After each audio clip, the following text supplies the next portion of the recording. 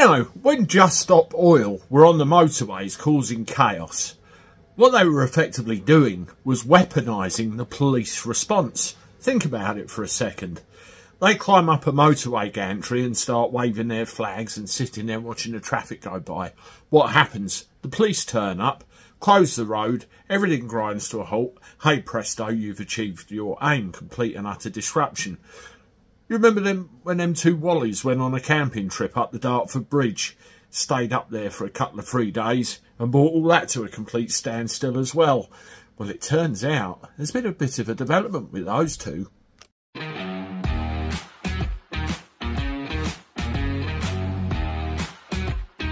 Everybody, welcome back to the channel. Hope you are well. Let me know in the comments and that you're all good.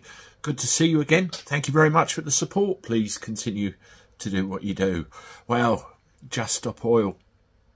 I actually got caught myself by one of these protests one day when I was going to Gatwick. Took about 3.5 hours to get there. I knew something was coming, so I advised my passengers, come on, we better have it on our toes and go a little bit earlier. Lo and behold, I was right, got caught. Well, go around the other end of the M25 to the Dartford crossing.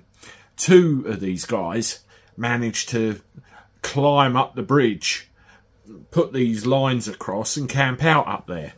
And it was only when a thing was put up, a platform to get them down again, was it all over and done with. Their names were Morgan Troland and Marcus Decker. Well, they both got nicked and sent to jail for a considerable amount of time, all things considered.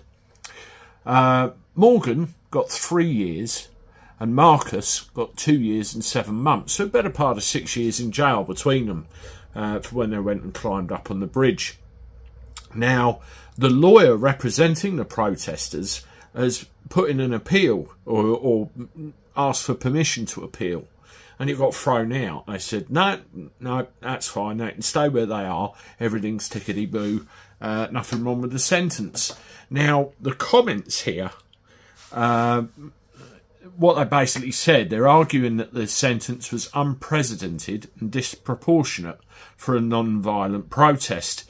In a ruling handed down on Monday, Lady Justice Carr, leading a panel of 3 appeal court judges, disagreed. This protest was of a wholly different nature and scale to the many non-violent protests of conscientious activists up and down the country, exercising their rights to freedom of expression and assembly on a daily basis, Carr said.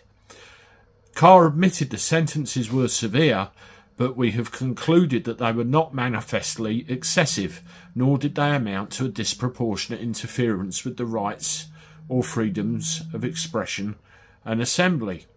This was very serious offending by repeat protest offenders who were trespassers and on bail at the time for another offence.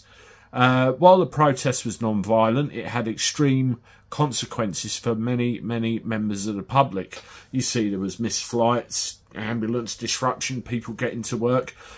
Fireworks were even getting shot on one night. I remember that very, very well. And no, it wasn't me, before you ask.